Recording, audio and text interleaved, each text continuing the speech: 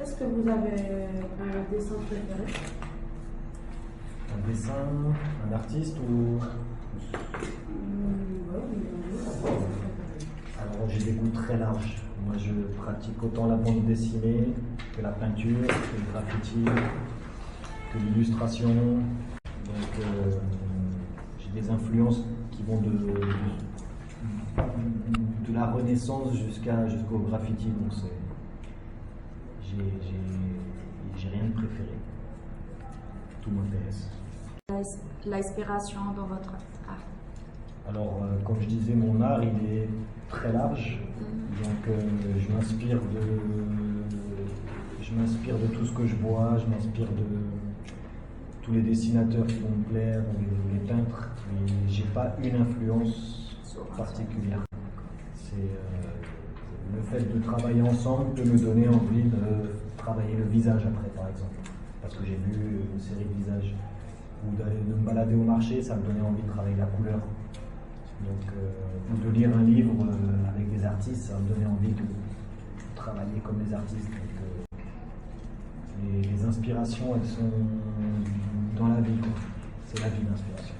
Avez-vous commencé à travailler? Alors, pour le graffiti, j'ai commencé à peu près vers 17 ans, 18 ans. Mais pour le dessin, j'ai commencé comme je disais tout à l'heure, tout petit, à 5-6 ans. Je ne me souviens pas de moi qui dessinais pas. Donc j'ai commencé tout petit, et puis le graffiti, j'ai commencé vers 17-18 ans, et vers 25 ans, j'ai eu envie de faire plus que des petites choses. Donc voilà, à partir de 17 ans, mais ça a commencé dès 6 ans, c'était le début déjà. Voilà. Quelle est votre technique préférée? Alors encore une fois, j'ai plusieurs techniques. Et moi, ce que j'aime le plus, ma technique, c'est de mélanger les techniques. C'est-à-dire que je peux faire de la bombe avec de l'aquarelle, avec de l'acrylique, avec différentes peintures, y intégrer même du sable, pourquoi pas. Moi, je me définis comme un artiste multitechnique. J'aime bien. J'ai essayé toutes les peintures. Voilà. Vous utilisez. Quelle est l'importance de votre travail dans la société? Alors, quelle importance a mon travail dans la société? Pour moi, l'art, ça sert à rien et c'est indispensable. C'est-à-dire que ça sert à rien, il n'y a pas d'utilité, on va pas mieux manger, on va pas mieux dormir. Mais s'il n'y avait pas l'art, alors je parle de mon art, mais l'art, je parle plutôt de l'art en général. S'il n'y avait pas d'art, on serait... Tous les pays ou les sociétés où il n'y a pas d'art, c'est des dictatures. Quand on supprime l'art ou quand donc l'art, pour moi, ça fait partie de la liberté, ça fait partie de la vie, de la réflexion de l'homme. Donc voilà, pour moi, l'art, c'est indispensable et inutile. C'est pour ça qu'il faut que j'en ai. D'où je viens? Attends, on refait. Souvenez-vous? D'où je viens? Je viens de métropole, mais j'ai déjà vécu 2 fois en Guyane en fait. J'ai vécu 16-17 ans en Guyane, la première fois de 1991 à 1998. Après, je suis retourné en métropole. C'était déjà une autre vie. Puis là maintenant, je suis revenu depuis 2011. Donc ça fait 16 ans en gros de Guyane. En gros, à peu près. Donc avec 2 vies différentes et 2 périodes différentes, voilà.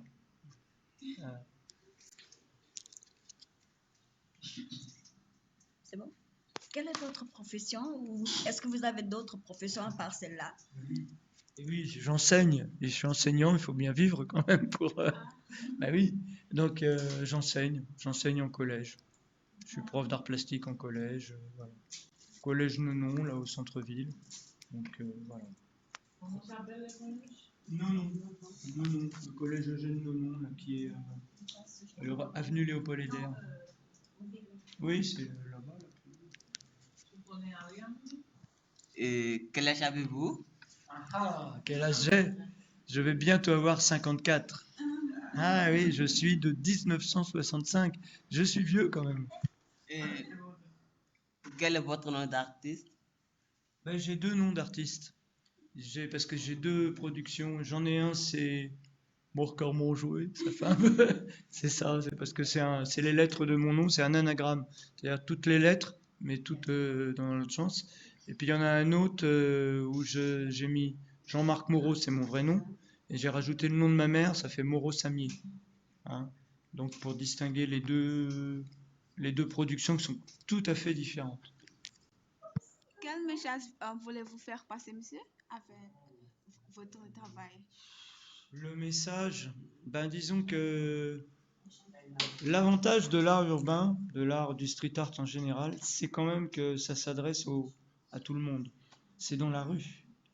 Et donc, contrairement à l'art contemporain qui est devenu quelque chose de très élitiste, voilà, coupé de la population, coupé du peuple, là au moins c'est un message direct aux gens. Alors ce que je veux faire passer, ça dépend, ça dépend un peu de l'humeur, mais c'est direct. Ça parle aux gens. Les gens les aiment ou ils aiment pas, mais au moins on s'adresse directement aux gens. Un. Puis deuxièmement, dans l'art urbain, il y avait quelque chose qui me plaisait beaucoup, moi.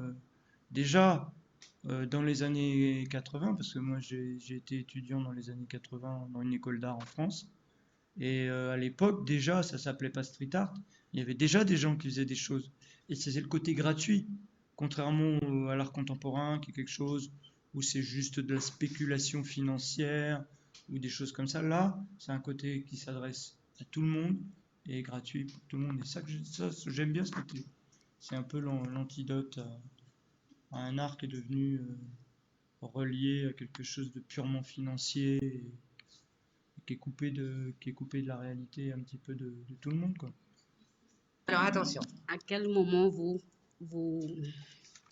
à quel moment vous pouvez coller vos affiches sans risque?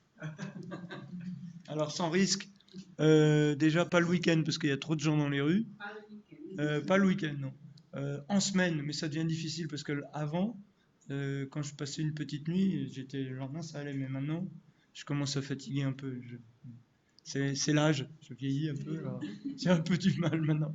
Mais je m'arrange pour, si j'ai l'occasion, ben, c'est plutôt en semaine, c'est beaucoup plus calme. Il y a beaucoup moins de gens dans les rues. Et puis j'ai repéré les endroits un petit peu. Puis j'ai eu des fois des gens qui ont surveillé pour moi un petit peu. Mais voilà quoi. C'est ça, voilà. En semaine, c'est plus discret. Et le matin ou la Ben, nuit, le soir? c'est la nuit, c'est ça le problème, parce que c'est assez fatigant quand même. Puis c'est vrai, c'est le lendemain, je suis pas en forme. C'est fini. Je suis inquiète pour savoir ça. Je veux savoir pourquoi vous choisir les street art si c'est interdit.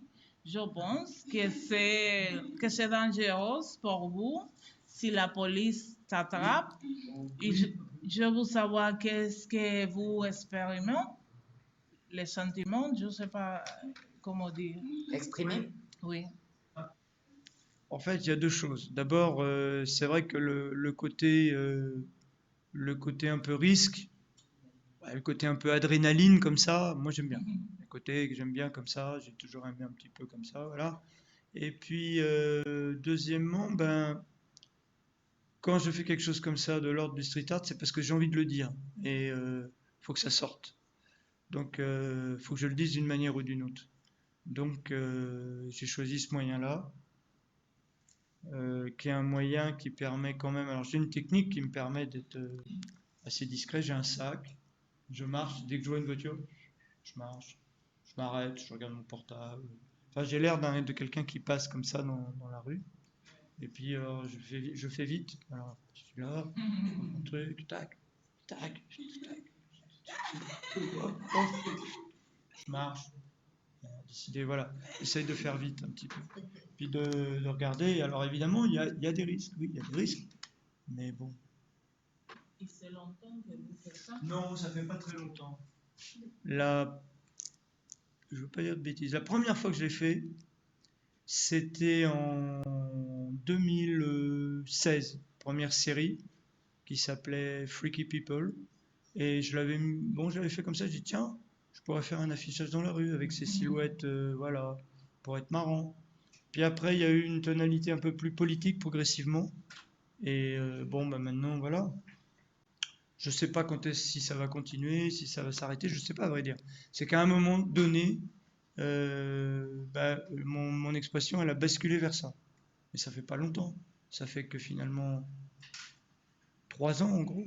Et encore, j'avais déjà des idées de ça il y a bien longtemps, hein. Euh, j'avais beaucoup aimé la rencontre. On avait rencontré quand j'étais étudiant un artiste français qui s'appelle Ernest Pignon-Ernest. Ça s'appelait pas du street art à l'époque, mais il faisait de grands dessins très classiques. Et c'était des dessins qui reproduisaient avec de la sérigraphie des grands corps comme ça. Et il avait fait une série qui s'appelait Les Gisants, c'est-à-dire les gens qui sont morts, Et il avait posé toute cette série de grandes affiches de corps très bien dessinées, comme à l'époque baroque ou à la Renaissance, un très beau travail de dessin. Et il les avait posées à l'endroit où il y avait eu des massacres en 61 et 63, au métro Charonne, et des massacres d'Algériens par la police française, où il y avait eu des dizaines de morts au métro Charonne, et notamment, alors en 61, je l'ai appris récemment parce que c'était un peu caché, mais il avait mis justement aux endroits du métro Charonne, aux endroits où les gens s'étaient fait tuer, ces grands corps au sol comme ça, et c'était un travail très fort. Et il faisait ça, lui justement, il gagnait sa vie en tant qu'illustrateur publicitaire ou graphiste, et à côté, la nuit, il faisait ça comme ça, gratuitement, et j'avais trouvé que c'était un boulot très remarquable d'abord au niveau dessin, c'était super, super beau. Et puis le message était très, très beau et c'était gratuit. Et je trouvais ça vraiment super, super fort. Et c'est un précurseur. Il est encore vivant, ce bonhomme-là, mais bon, maintenant il est âgé, hein. Il doit avoir au moins 70, 75 ans, je pense. Mais c'est quelqu'un qui faisait un travail vraiment. Ça s'appelait pas encore du street art, mais il a commencé à faire ça dans les années 70 déjà. Le côté affiche, on prépare son truc à l'avance, c'est long, mais après, puis on peut multiplier les spots un petit peu, les endroits. Ça, j'aime bien. C'est bon. Depuis quand vous utilisez l'espace public pour coller votre affiche? Ben, en gros, en 2016, j'ai commencé la première fois en 2016. J'avais déjà fait un truc en 2001 en métropole. C'était politique, mais c'était un exemplaire unique. C'était une grande peinture sur papier que j'avais collée la nuit. Puis j'avais arrêté parce que, bon, à l'époque, j'étais dans une situation plus précaire financièrement. Euh, je faisais de l'intérim, j'avais pris un statut d'indépendant, je m'étais planté, donc c'était plus difficile. Donc j'avais pas tellement le loisir de faire une activité artistique à côté parce que j'étais plutôt comme les gens disent maintenant, comme les jeunes disent, en mode survie. C'était plutôt en mode. Voilà, il fallait que je garde du temps j'avais pas le temps. Et c'est mieux pour travailler avec affiches ou pour les peintures? C'est deux choses différentes. Pour moi, c'est deux choses différentes parce que quand je fais une série d'affiches, maintenant, en tout cas, c'est parce que j'ai vraiment envie de dire quelque chose. Parce que ça bouge et j'ai envie de le dire. Il faut que je le dise parce que sinon, je rumine, je suis pas. J'ai envie de le dire et donc je le dis. Voilà. C'est bon, c'est un peu. Il y a des. Bon, je fais partie des gens qui, quand ils ont quelque chose à dire, ils le disent. Voilà. Sinon, voilà. Pour le meilleur et pour le pire, hein, je dirais. Mais voilà. Et bon. D'où je viens? Attends, on refait. Souvenez-vous?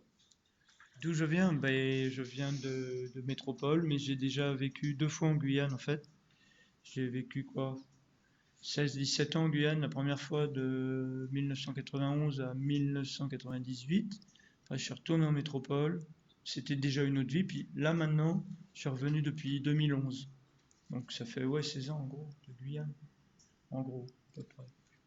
Donc avec 2 vies différentes et 2 périodes différentes. Voilà.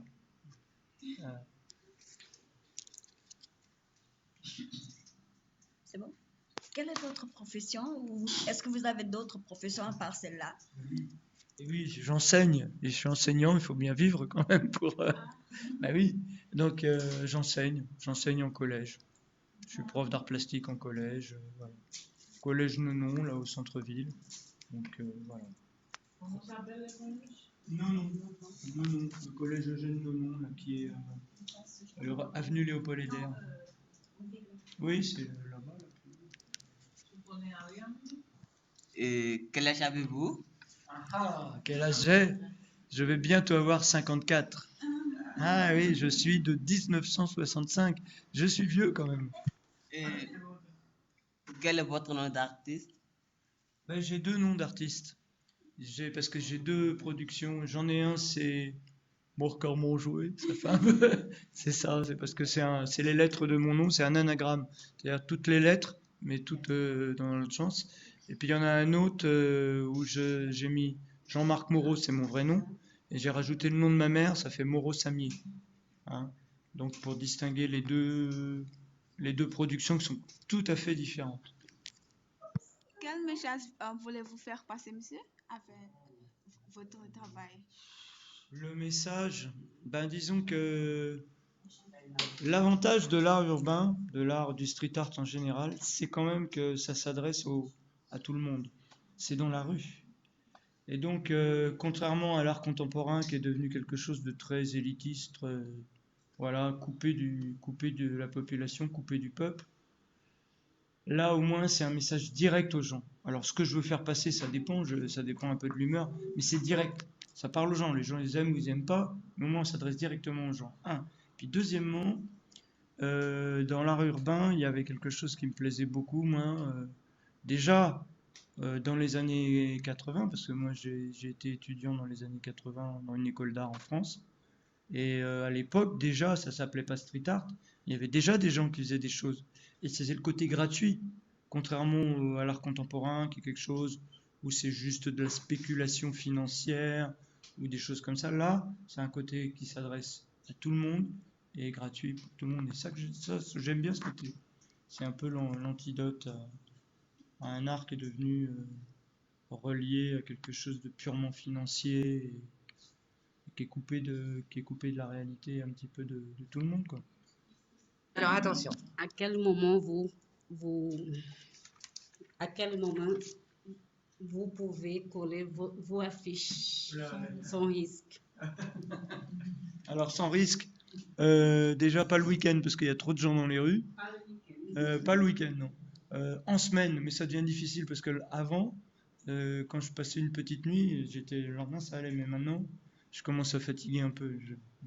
C'est l'âge, je vieillis un peu, alors j'ai un peu du mal maintenant. Mais je m'arrange pour, si j'ai l'occasion, c'est plutôt en semaine, c'est beaucoup plus calme. Il y a beaucoup moins de gens dans les rues. Et puis j'ai repéré les endroits un petit peu. Puis j'ai eu des fois des gens qui ont surveillé pour moi un petit peu. Mais voilà quoi. C'est ça, voilà. En semaine, c'est plus discret. Et le matin ou la nuit, le soir? C'est la nuit, c'est ça le problème, parce que c'est assez fatigant quand même. Puis c'est vrai, c'est le lendemain, je suis pas en forme. C'est fini. Je suis inquiète pour savoir ça. Je veux savoir pourquoi vous choisir les street art si c'est interdit.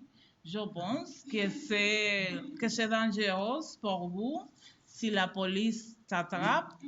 Et je veux savoir qu'est-ce que vous expérimentez, les sentiments, je ne sais pas comment dire. Exprimer? Oui. En fait, il y a deux choses. D'abord, c'est vrai que le côté un peu risque, le côté un peu adrénaline comme ça, moi j'aime bien. Le côté que j'aime bien comme ça, j'ai toujours aimé un petit peu comme ça, voilà. Et puis, deuxièmement, quand je fais quelque chose comme ça de l'ordre du street art, c'est parce que j'ai envie de le dire. Et faut que ça sorte. Donc, faut que je le dise d'une manière ou d'une autre. Donc, j'ai choisi ce moyen-là. Qui est un moyen qui permet quand même... Alors j'ai une technique qui me permet d'être assez discret. J'ai un sac Je marche, dès que je vois une voiture, je marche, je m'arrête, je regarde mon portable. Enfin, j'ai l'air de quelqu'un qui passe comme ça dans la rue. Et puis, je fais vite. Alors, je suis là, je prends mon truc, tac, tac, tac. Hop, hop, je marche. Décider, voilà, essaye de faire vite un petit peu. Puis de regarder. Alors, évidemment, il y a des risques. Oui, il y a des risques. Mais bon. Et c'est longtemps que vous faites ça? Non, ça fait pas très longtemps. Là, je veux pas dire de bêtises. La première fois que je l'ai fait, c'était en 2016. Première série qui s'appelait Freaky People. Et j'avais fait comme ça. Je dis tiens, je pourrais faire un affichage dans la rue avec ces silhouettes, voilà, pour être marrant. Puis après, il y a eu une tonalité un peu plus politique progressivement. Et bon, bah maintenant, voilà. Je sais pas si ça va continuer, si ça va s'arrêter, je sais pas à vrai dire. C'est qu'à un moment donné, mon expression, elle a basculé vers ça. Mais ça fait pas longtemps. Ça fait que finalement 3 ans en gros. Et encore, j'avais déjà des idées de ça il y a bien longtemps. Hein. J'avais été notamment, j'avais beaucoup aimé la rencontre. On avait rencontré quand j'étais étudiant un artiste français qui s'appelle Ernest Pignon-Ernest. Ça s'appelait pas du street art à l'époque, mais il faisait de grands dessins très classiques. Et c'était des dessins qui reproduisaient avec de la sérigraphie, des grands corps comme ça. Et il avait fait une série qui s'appelait Les Gisants, c'est-à-dire les gens qui sont morts, Et il avait posé toute cette série de grandes affiches de corps très bien dessinées, comme à l'époque baroque ou à la Renaissance, un très beau travail de dessin. Et il les avait posées à l'endroit où il y avait eu des massacres en 61 et 63, au métro Charonne, et des massacres d'Algériens par la police française, où il y avait eu des dizaines de morts au métro Charonne, et notamment, alors en 61, je l'ai appris récemment parce que c'était un peu caché, mais il avait mis justement aux endroits du métro Charonne, aux endroits où les gens s'étaient fait tuer, ces grands corps au sol comme ça, et c'était un travail très fort.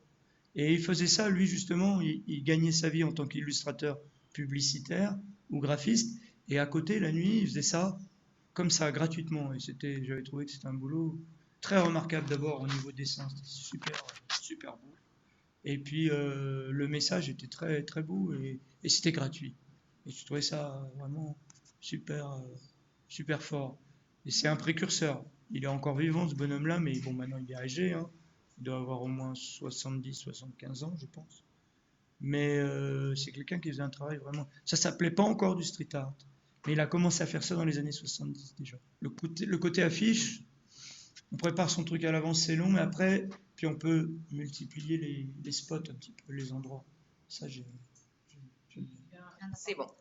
Depuis quand vous utilisez l'espace public pour coller votre affiche? Ben, en gros, en 2016, j'ai commencé la première fois en 2016. J'avais déjà fait un truc en 2001 en métropole. C'était politique, mais c'était un exemplaire unique. C'est une grande peinture sur papier que j'avais collée la nuit. Puis j'avais arrêté parce que, bon, à l'époque, j'étais dans une situation plus précaire financièrement. Je faisais de l'intérim, j'avais pris un statut d'indépendant, je m'étais planté, donc c'était plus difficile. Donc j'avais pas tellement le loisir de faire une activité artistique à côté, parce que j'étais plutôt comme les gens disent maintenant, comme les jeunes disent, en mode survie. C'était plutôt en mode... Voilà, il fallait que je garde du temps pour j'avais pas le temps. Et c'est mieux pour travailler avec affiches ou pour les peintures? C'est deux choses différentes. Pour moi, c'est deux choses différentes parce que quand je fais une série d'affiches, maintenant, en tout cas, c'est parce que j'ai vraiment envie de dire quelque chose. Parce que ça bouge, j'ai envie de le dire, il faut que je le dise. Parce que sinon, je suis rumine, je suis pas... J'ai envie de le dire et donc je le dis. Voilà. C'est... bon, c'est un peu... Il y a des... Bon, je fais partie des gens qui, quand ils ont quelque chose à dire, ils le disent. Voilà. Sinon, voilà. Pour le meilleur et pour le pire, hein, je dirais. Mais voilà. Et bon, Je veux savoir quel type et quel matériel et technique vous utilisez pour votre travail artistique. alors, c'est vrai. S'il vous plaît. Alors, ça c'est intéressant. D'ailleurs, je voulais amener j'ai oublié ce matin. Je n'étais pas en forme, je me suis levé, bon, je dis bon, je vais prendre ça. Mais en fait, par exemple ça, les silhouettes, elles ont été faites en canettes de boisson. Alors, un truc à moi ça. Je prends des canettes de boisson, par exemple des grandes canettes de bière. J'en bois quelques-unes, mais pas seulement. J'en ramasse un peu à droite à gauche. Je les coupe ensuite au ciseau. Je les aplatis. Je les brûle avec un petit sur le gaz. Alors ça pue, faut pas se fumer. Je les brûle. Je les plonge dans l'eau. Je les brosse. Ensuite, donc c'est de l'aluminium. La plupart des canettes, c'est de l'aluminium. Donc là, l'aluminium, il est lisse. Je prends un mélange de l'essence de térébenthine ou du white spirit avec du bitume de Judée. Alors ça, c'est un truc que j'ai chopé à Belém. Par hasard, je cherchais une peinture. C'était marqué acrylex, bitume de Judée. J'ai dit, bon, c'est de l'acrylique, c'est bon. Puis j'ouvre. Je dis, mais c'est pas de l'acrylique, ça. Oh, qu'est-ce que je vais faire de ça? Je sais pas. Puis j'ai laissé ça pendant plusieurs années. Après, j'ai dit, mais attends, moi, ça, c'est un goudron. C'est un vrai goudron, ça. Bon, je vais mélanger ça. Ah ouais, tiens, ça fait teinte, c'est marrant, c'est du goudron. Bon. Puis j'ai vu que j'avais fait de la gravure quand j'étais aux arts décoratifs. Et en fait, la gravure, l'eau forte, c'est un système où on a une plaque de cuivre ou de zinc, le métal, on recouvre d'un vernis, qu'on appelle un vernis mou, et c'est fait justement avec du bitume de Judée et de l'essence de térébenthine. J'ai fait, ah tiens. Et je me suis souvenu que bon, j'avais une copine aux arts déco, on était en gravure, puis on était sortis dehors. À l'époque, je fumais, donc on était sortis fumer une cigarette, puis on discutait, puis blablabla, on discutait. Puis tout à coup, je fais, oh, j'ai laissé ma plaque dans l'acide parce que on laisse la plaque, on dessine, on enlève le vernis, on plonge dans l'acide et l'acide attaque la plaque à l'endroit où il n'y a pas de vernis. Je sais pas si tu me suis. Bon. Et quand on laisse trop longtemps, bah là, ça perce la plaque, elle a fait un trou, alors elle sort sa plaque. Il y avait des trous dedans. Oh, ma plaque est foutue. Bon, ok. Et ça m'était resté. Et je me suis dit, est-ce qu'il n'y aurait pas moyen, en prenant un vernis, en protégeant la plaque d'un côté, en retournant, donc là le métal est encore, en dessinant la figure, et si je le plonge dans l'acide, quel acide? J'ai regardé sur internet, qu'est-ce qui attaque l'aluminium? C'est l'acide chlorhydrique. Alors attention, tu le mets pur, alors là ça fait une réaction, ça attaque la peau. Il faut protéger les yeux, les poumons, parce que même sur les vapeurs sur le visage, ça te brûle. Fais ça dehors, tu vois. Et je regarde, et à un moment, je retire la plaque, et partout où il y avait du vernis, où j'avais dessiné ma figure, par exemple, la première fois que j'ai fait ça, il y en a qui sont découpés au ciseau, mais il y en a, comme celle-là, là, le gangster, là, le carré, bon, il a été dessiné au pinceau, sur une plaque machin. Et donc là, en dessous, c'est protégé. Au-dessus, c'est pas protégé, sauf à l'endroit où c'est dessiné. Je le plonge dans l'acide, je le sors, je le rince, et après, j'enlève à l'essence de térébenthine. Et j'ai donc du métal découpé. Je fais du métal découpé. Après, j'ai posé sur la photocopieuse, et ça donne des silhouettes un peu bizarres, tu vois. Et ça, c'était la première fois que j'expérimentais. Mais il y a un mélange là. Ça, c'est fait au pinceau, tandis que celui-ci est découpé au ciseau, tu vois. Celui-ci est fait au pinceau, là, je sais plus, je vois plus. Celui-ci, c'est le premier, un des meilleurs d'ailleurs. Celui-ci découpé au ciseau, c'est pas pareil. C'est plus au ciseau, c'est un dessin plus. Tandis que là, avec le pinceau, il y a la liberté du pinceau, et en plus, l'acide, il attaque pas toujours où tu veux. Donc ça crée des petits. Ton trait, il peut pas être comme ça, il est toujours. Et c'est intéressant. Et donc, c'est avec. Dommage, je l'ai pas amené, tu vois. Ah, je fais l'aller-retour, je reviens. Non. Pourquoi pas, hein. Allez, c'est parti. Vous voyagez dans d'autres pays pour inspirer? Voyager dans d'autres pays pour m'inspirer, je vois à quoi vous pensez. Alors, c'est vrai que En Haïti, il y a toute une tradition de grands fûts de métal découpé. En fait, ces fûts de métal découpé, moi j'avais découvert ça en 89 à Paris, lors d'une exposition qui s'appelait Les Magiciens de la Terre, où il y avait à Beaubourg et à La Villette, enfin deux grands endroits d'exposition à Paris, une exposition internationale où le propos était, moi j'avais trouvé ça génial, c'était de mettre en vis-à-vis des artistes contemporains, européens, américains, etc., et des artistes du monde entier, parfois des artistes issus de, de pratiques traditionnelles, et notamment il y avait des artistes haïtiens, bon, qui faisaient, alors il y avait, comment s'appelait-il, ça va me revenir, il y en a deux, le fondateur de ça, qui est décédé, et puis un autre, ça m'a échappé, je sais plus. Mais le fait est que déjà, moi ça m'avait frappé, parce que déjà, à l'époque aux Arts Déco, j'avais fait mes premières expériences, mais je brûlais pas encore les trucs. Je découpais des canettes de coca et je les mettais dans des petites installations et des trucs comme ça. Et quand j'ai vu le truc haïtien, je fais ah ouais, c'est marrant.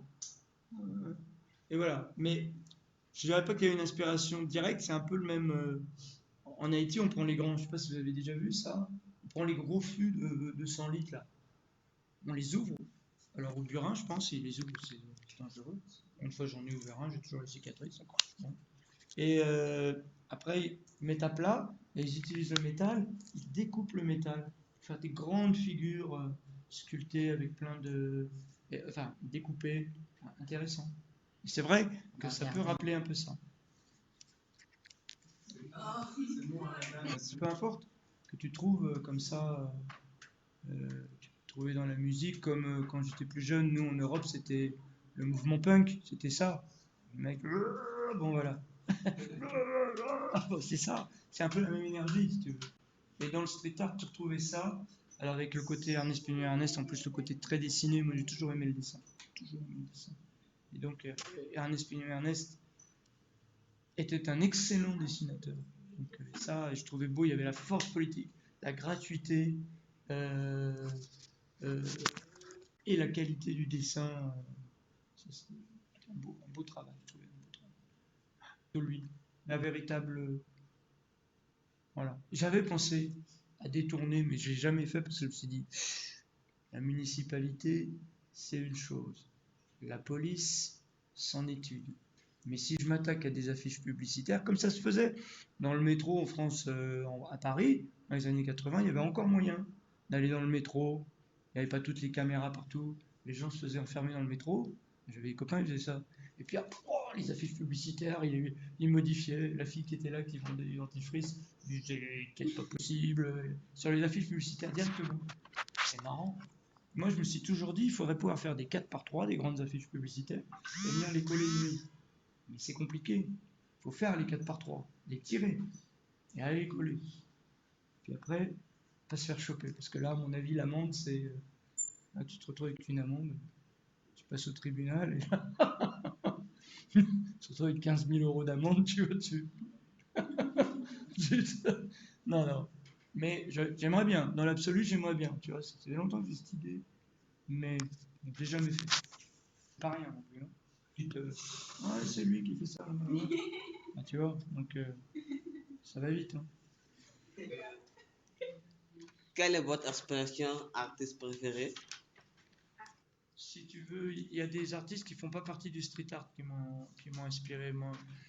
Notamment un mec qui est décédé il y a pas longtemps, qui est un illustrateur, qui s'appelait Tommy Ungerer, que j'ai découvert quand j'avais 18 ans. Et ce type, c'est un type extraordinaire qui a toujours été. Alors, il faisait partie de cette région de France. Bon, il est né avant la Seconde Guerre mondiale. Il était alsacien. Donc, l'Alsace a été allemand, français, enfin, ça s'est disputé comme ça. C'est-à-dire que pour les Français, il était considéré comme allemand. Pour les Allemands, il était considéré comme français. Donc, il n'a jamais pu parler sa langue. Quand les soldats américains sont venus délivrer un peu la France et battre l'armée allemande côté à l'ouest, il a été pris pour un Allemand. Les soldats américains ont tout pillé chez lui, l'ont forcé à boire, il avait 16 ans, enfin bon. Donc il avait gardé un côté comme ça, un refus de tout Parce qu'il a vécu l'endoctrinement aussi nazi à l'époque, où on faisait chanter des chansons patriotiques aux enfants et tout. Et lui, il a rejeté ça très tôt. Et très tôt, en 1945, il s'est dit, tout jeune, il avait ton âge, il s'est dit, ben, la guerre est finie. Il était passé à travers cette guerre, donc il avait plus peur de rien. Il s'est dit, ben, moi, j'ai envie de voyager. Et comment il voyageait? Ben, il a pris son vélo et il est parti. Alors à l'époque, les vélos, c'était pas rien, hein, c'était pas les mêmes que maintenant. Et il est parti comme ça sur les routes d'Europe, en mangeant une fois par jour, en gros. Il était courageux. Et en s'embauchant sur les bateaux, il allait dans les ports.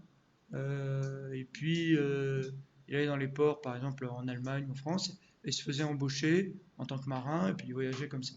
Puis à un moment donné, il est parti aux USA, et il est arrivé avec 50 $ en poche, quoi, rien.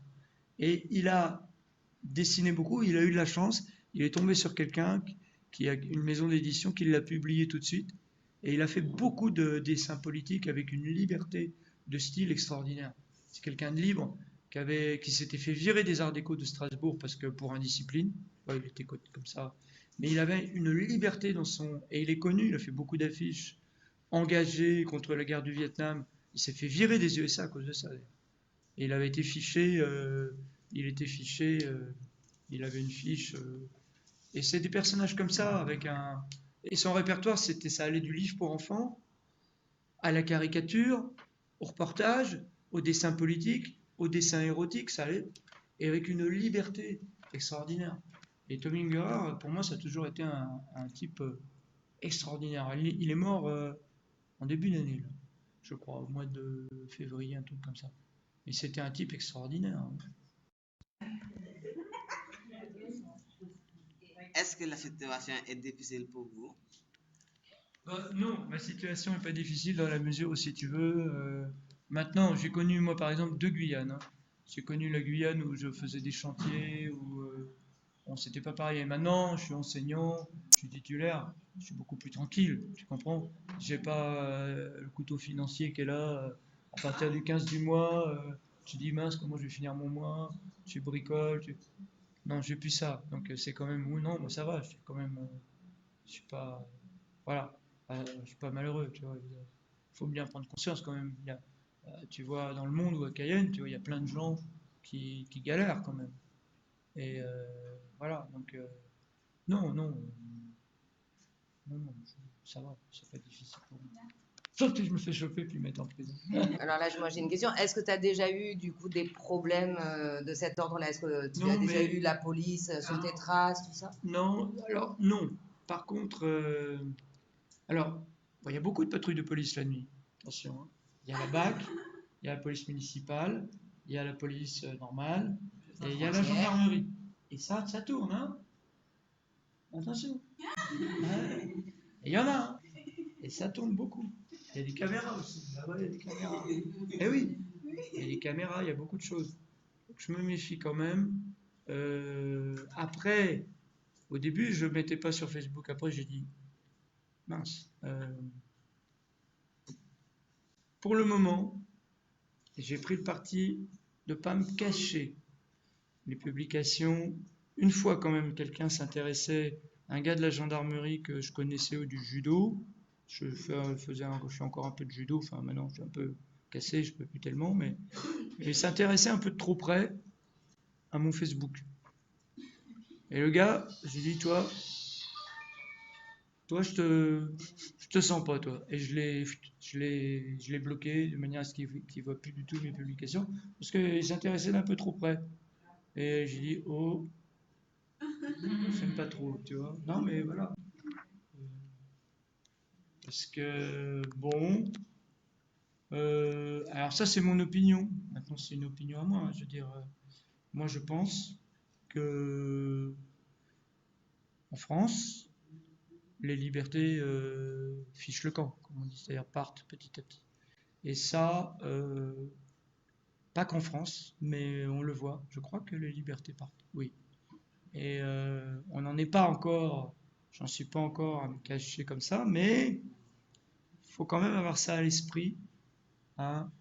Moi, j'ai connu une personne là récemment qui, pour avoir publié quelque chose sur Facebook, s'est retrouvée en garde à vue pendant 48 heures. est passé au tribunal et a eu 1000 euros à 1500 euros d'amende, donc 500 avec sursis, donc 1000 euros à payer tout de suite. Mais le procureur avait réclamé de la prison. Donc, tu vois, les libertés, on te dit toujours, oh, France, pays des libertés. Ouais, doucement quand même. Hein. Ça dépend pour qui. C'est toujours pareil. Non, non, ça part petit à petit. Et je pense que c'est pour ça que je me réfère à des gens, tu vois, comme Ungerer, comme des gens, ou Ernest Peigneux-Ernest, parce que c'est des gens. Tiens, récemment, j'ai regardé un peu, j'ai lu, alors c'est de la poésie 19e, Victor Hugo, Les Châtiments, tu vois, des poèmes politiques à l'époque où Napoléon III avait fait un coup d'État, avait pris le pouvoir par la force, en massacrant les gens dans la rue.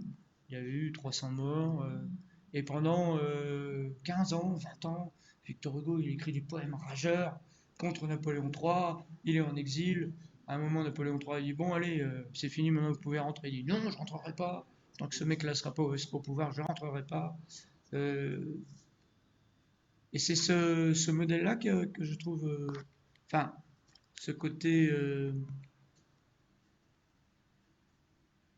c'est pas un côté... C'est peut-être pas la meilleure poésie de Hugo, d'ailleurs. Mais, à un moment donné, il y a la nécessité de dire quelque chose, et il le dit. Tu vois. Et... voilà, bon. Après... voilà, donc c'est ça. Bon.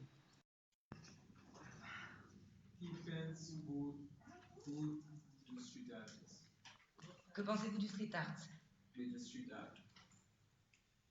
Ce que je pense du street art, en général,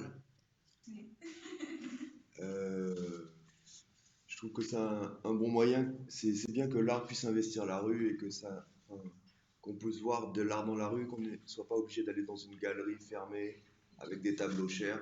Et ça, tout le monde peut faire dans la rue. C'est quelque chose d'assez libre. Après, il faut se cacher un peu de la police ou des choses comme ça c'est un peu pénible. Mais on peut toujours trouver des murs pour faire librement.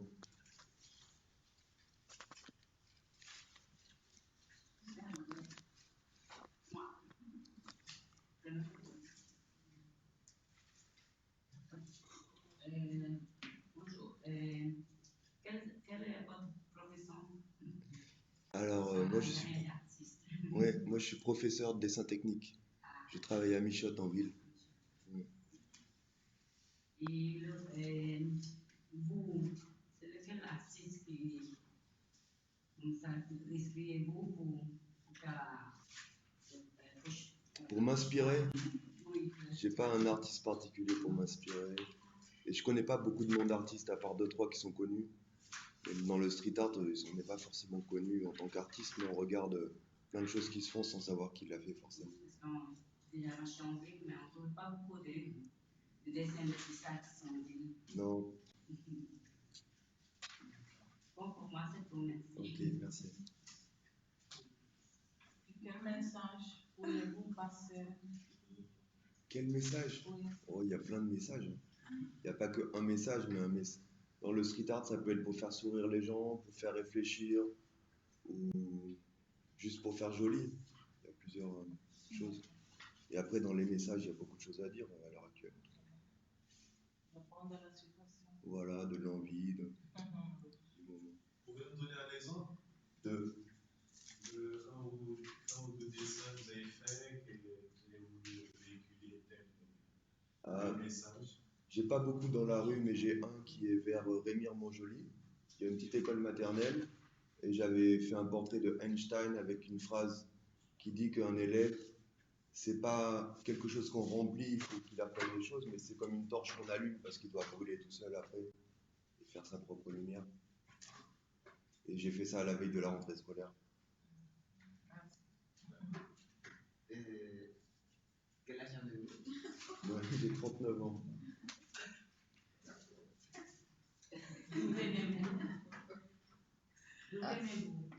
venez-vous? Je suis né dans la Drôme, c'est en France métropolitaine, dans le sud-est.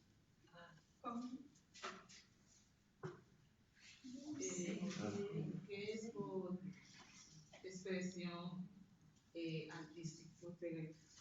Quelle est votre expression artistique vous préférez? J'ai pas compris vraiment la question. Qu'est-ce que je préfère comme expression artistique? Oui, oui. Expression artistique. J'ai pas trop compris. La peinture, sculpture, musique. Ah, ce que je préfère dans les arts, moi je fais beaucoup de musique et beaucoup de dessin. Et dans tout ce qui est dessin, ce qui m'intéresse c'est la BD, le tatouage et le graffiti. C'est les trois qui m'inspirent le plus. Et après beaucoup de musique aussi. Pourquoi choisissez-vous les spectacles comme profession? Ah, c'est pas ma profession. Et je fais pas que ça en fait. Je fais aussi de l'aquarelle, je fais aussi du dessin, du tatouage. Je fais tout ce que je peux faire. Mais le street art, c'est quelque chose qui m'inspire plus et qui m'attire beaucoup, qui m'a donné envie de dessiner en tout cas. Enfin, ça s'appelait pas street art à la base, ça c'est un mot à la mode qui est venu arriver. Mais c'est le monde du graphe quoi. Oui, moi. Quel matériel vous utilisez pour votre travail artistique? Quel matériel et technique? Tout ce qui est street art dans la rue, c'est beaucoup des bombes avec des pochoirs. Ça a un intérêt, le pochoir, c'est que ça a un très bon rendu et c'est très rapide. Parce que dans la rue, on n'a pas toujours le temps de faire ce qu'on veut. Donc on peut faire rapidement et partir. Et après, je m'intéresse aussi avec des pinceaux ou avec n'importe quel type d'outil, quoi. Et je voudrais qu'on vous utilise l'espace public pour coller votre affiche. Ça fait 10 ans peut-être. 10 ans? 10 ans.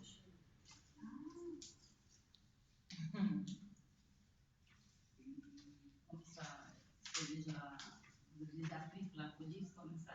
Non. En fait, je fais pas beaucoup dans la rue. C'est très peu dans la rue. Il y a un peu à l'hôtel, il y a ce truc.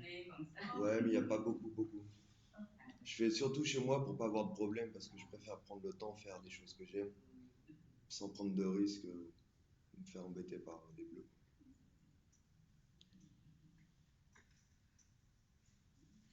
Et comment vous faites chez vous? Après, vous les mettez sur les réseaux sociaux pour les montrer aux gens?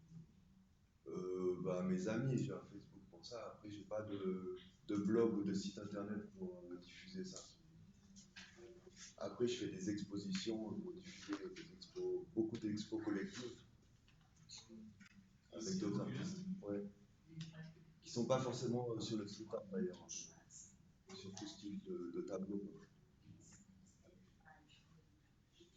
Il faudra nous tenir au courant, du coup, là, sur les prochaines expos. Ok, j'en ai pas de prévu. Mais bon, on a vu une en décembre.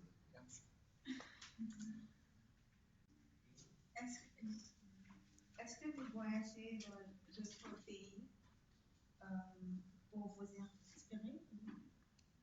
Je voyage parce que j'aime bien voyager et les voyages, ça inspire aussi, c'est vrai. Ouais. Donc j'ai pas mal voyagé. J'ai fait beaucoup au Brésil, Suriname. L'année dernière, je suis allé au Guyana. On est allé à Trinidad aussi. En fait, je voyage aussi beaucoup avec la musique maintenant, enfin beaucoup. On va donner des concerts à Paramaribo, à Georgetown ou à Port of Spain.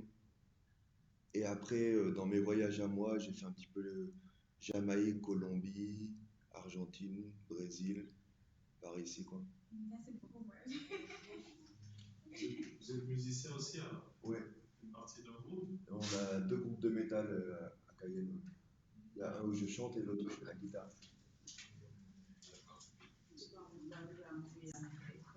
suis arrivé en 2005 en Guyane. Peut-être attends.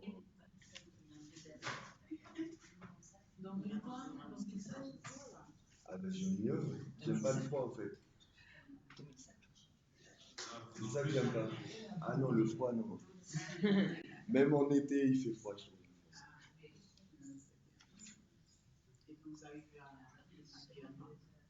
Au Guyana? Ah c'est pareil pour le climat.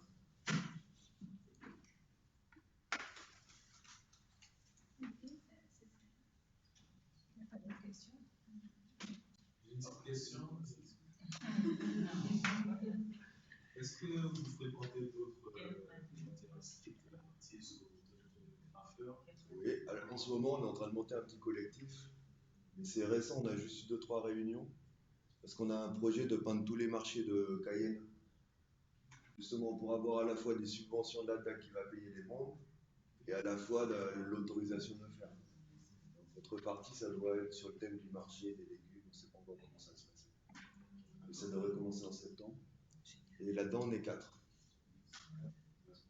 Mais de manière générale, tout ce qui est art, en Guyane, ça vous intéresse aussi? Est-ce que vous avez un peu regardé quand vous êtes là en musicien, J'aime bien l'art amérindien et l'art bouchingué, l'art ce qu'on appelle l'art kembé. Ça, j'ai fait des cours avec un artiste qui s'appelle Sawani Kenas. Et après, j'ai étudié en voyant, j'ai voyagé aussi un peu sur le Maroni, sur la Tapanaroni, des fleuves en pays bouchingué. Et là, j'ai appris des choses et j'aime beaucoup.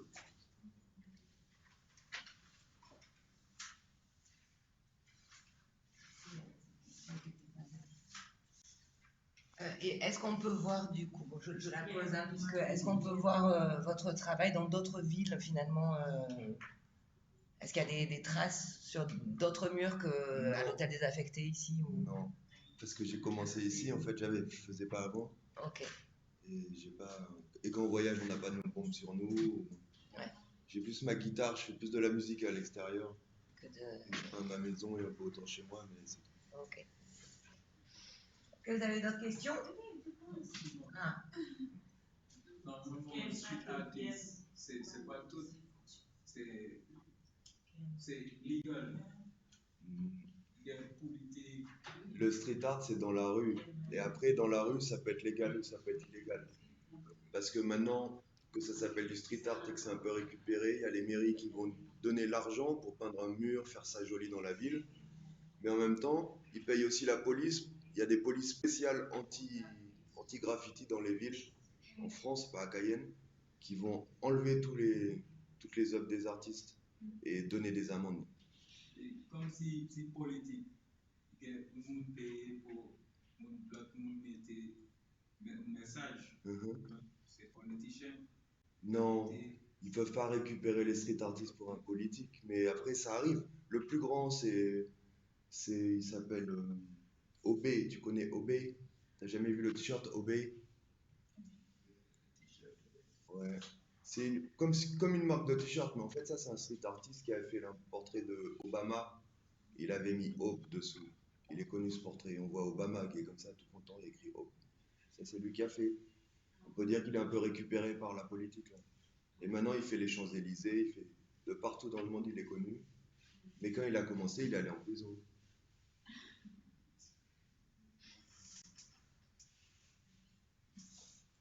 Oui.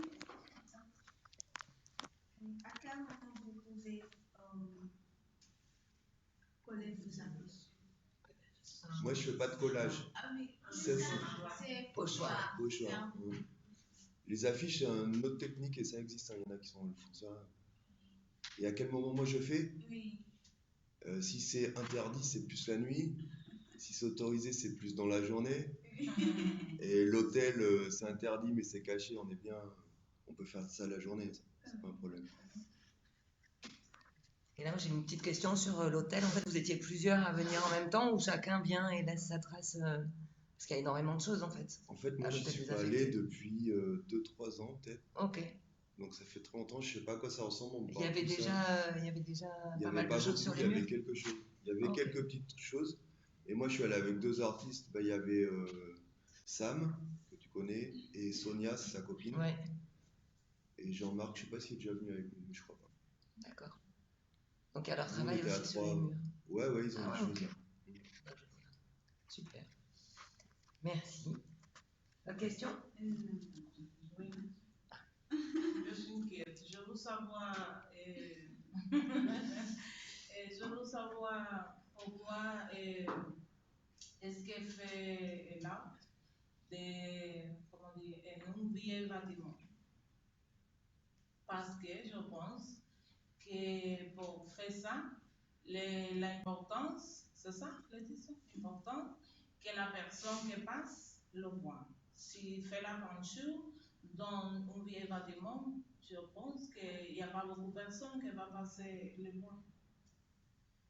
En fait, c'est vrai et c'est faux parce qu'il y a beaucoup de personnes qui vont à l'hôtel Montago juste pour voir ça alors que c'est caché.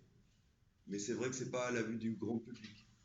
Et dans le street art, il y a plusieurs axes, mais il y a la visibilité. C'est-à-dire que si on grave sur le fronton de la mairie, on est sûr que tout le monde va voir, c'est dans les journaux, c'est à la télé. Et des fois, on va sous des ponts parce que c'est à l'abri de la pluie et de la police. Et ça dépend de ce qu'on veut passer, ce qu'on veut mettre comme engagement dans l'œuvre qu'on va faire. Moi, je suis pas un artiste qui veut mettre ma vie en danger pour aller graffer tout Cayenne et mettre plein de messages, il faut tout changer. Hein. Mais après, c'est aussi pour s'entraîner. L'hôtel, c'est un endroit tranquille où on passe un bon moment. L'art, c'est aussi une manière de vivre aussi, tu vois. On va peindre avec des copains, on essaie de faire beau là où on va, et puis on est content. Il y en a, c'est faire beau, et puis il y en a, c'est juste tout casser aussi dans le monde du graffiti. Il y en a, ils veulent juste défoncer tout ce qui est propre avec des bombes de peinture. Il y a plusieurs mentalités en fait. Tout le monde a sa personnalité, tout le monde fait comme il sent.